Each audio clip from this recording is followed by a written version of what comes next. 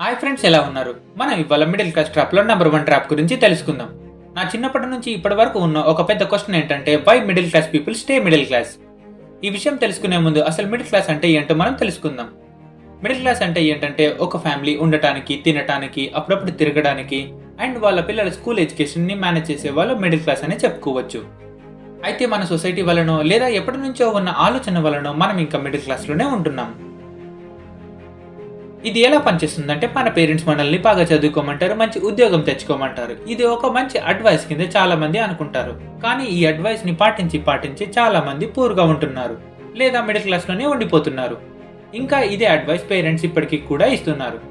And schools లో కూడా financial planning అంటే ఏంటి, డబ్బు సంపాదించాలంటే ఏం చేయాలని చెప్పే కాన్సెప్ట్స్ కానీ ఎడ్యుకేషన్ కానీ ఎక్కడా ఉండవు.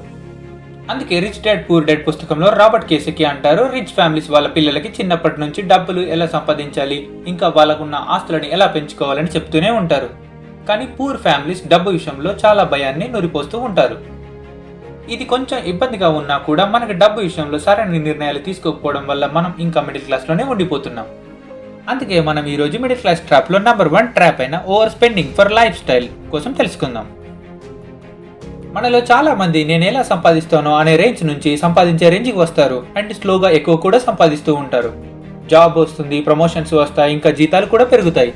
దానితో పాటు మన లైఫ్ స్టైల్ కూడా అప్గ్రేడ్ అవుతుంది అండ్ ఆ లైఫ్ స్టైల్ని అప్గ్రేడ్ చేసుకోవడానికి మనం విపరీతంగా ఖర్చు పెడుతూ ఉంటాం. ఉదాహరణకి ముందు రోజుల్లో మనం ఒక టీ షాప్కి వెళ్ళి కాఫీయో లేదా టీయో తాగేవాళ్ళం. కానీ స్లోగా మన దగ్గర డబ్బు పెరిగే కొద్దీ కాఫీ షాప్ కల్చర్ పెరిగిపోయింది. నార్మల్గా మనం ఇంట్లో తాగే బ్లాక్ కాఫీ, అదే వేడి నీళ్ళలో కాఫీ పౌడర్ వేసుకుని తాగేది, అదే బయట తాగితే ఒక కప్ 250 నుంచి 350 రూపాయల వరకు ఉంటుంది. సో మనకు తెలియకుండా మనం ఖర్చు చేస్తున్న దుబారా ఖర్చుల్లో ఇది ఒకటి. అండ్ ఇది చాలా సింపుల్ విషయం. ఇది కాకుండా హౌసింగ్ విషయంలో, కార్స్ విషయంలో, ఇంకా ఫోన్స్, ట్యాబ్స్ అండ్ కొన్ని అదర్ ప్రోడక్ట్స్ విషయంలో మనం ఒక ట్రాప్లో పడిపోతున్నాం. ఎలా అంటే అవి ఉంటేనే జనాలు మనకి వాల్యూ ఇస్తారు అనేంతలా. అలా అనుకుంటూ మనం ఎంత సంపాదిస్తున్నామో అంతకన్నా ఎక్కువ ఖర్చు పెడుతున్నాం. ఇదివరకు టీవీలో సినిమాలు చూసేవాళ్ళం లేదా సినిమా హాల్కి వెళ్ళి సినిమాలు చూసేవాళ్ళం. కానీ ఇప్పుడు ఓటీటీ ప్లాట్ఫామ్స్ అండ్ వాటి మంత్లీ ఛార్జెస్ వల్ల మన స్పెండింగ్ ఓవర్ స్పెండింగ్ అయిపోతుంది. కానీ ఈ ఓవర్ స్పెండింగ్ మనం సంపాదిస్తున్నంతసేపు బాగానే ఉంటుంది. మనం అనవసరమైన వస్తువులు కొంటూనే ఉంటాం. కానీ ఓవర్ స్పెండింగ్ మనకు తెలియకుండా స్ట్రెస్గా కూడా మారుతుంది, అప్పులకు కూడా తీసుకెళ్తుంది. అందుకే ఈ లైఫ్ స్టైల్ కోసం మనం చేసే ఈ ఓవర్ స్పెండింగ్ని మనం ఆపుకోవాలి. రిచ్గా కనబడాల్సిన అవసరం లేదు. వారెన్ బఫెట్ రిచ్గా ఏమీ కనబడడు, కానీ రిచ్. ఎలన్ మస్క్ వేసుకునే బట్టల బ్రాండ్ ఎవరికి తెలియదు, కానీ ఆయన రిచ్. మన ఆలోచన రిచ్ అవడంలో ఉండాలి, కానీ రిచ్నెస్ చూపించడంలో ఉండకూడదు.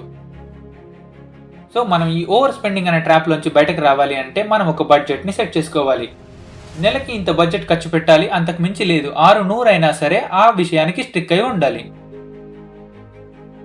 సో మనకంటూ కొన్ని ఫైనాన్షియల్ గోల్స్ ఉండాలి, వాటిని మనం పాటించాలి, ఇంకా సాధించాలి. ఒకవేళ మీరు ఏదైనా కొనాలి అనుకుంటే ఆలోచించి కొనాలి, అంతేకాని కొనేశాక బాధపడకూడదు. మన స్థితిని, పరిస్థితిని చూసి కొనాలి. ఇప్పుడు కొనలేం, కానీ నెక్స్ట్ 3 yearsలో దానికోసం డబ్బుని సెట్ చేసుకోవడానికి ఏదైనా ఫైనాన్షియల్ టార్గెట్ మనం పెట్టుకోవాలి. ముఖ్యంగా లైఫ్ స్టైల్ అప్గ్రేడ్ చేసుకుంటున్నాం అనే ట్రాప్ నుండి బయటపడి రియల్ రిచ్నెస్ అంటే ఏంటో ఆలోచించి ముందుకు వెళ్ళాలి. మీకు మన వీడియో ఎలా అనిపించిందని కామెంట్స్లో చెప్పండి. ఇంకా మరిన్ని వీడియోస్ కోసం సబ్స్క్రైబ్ చేయండి. Thank you.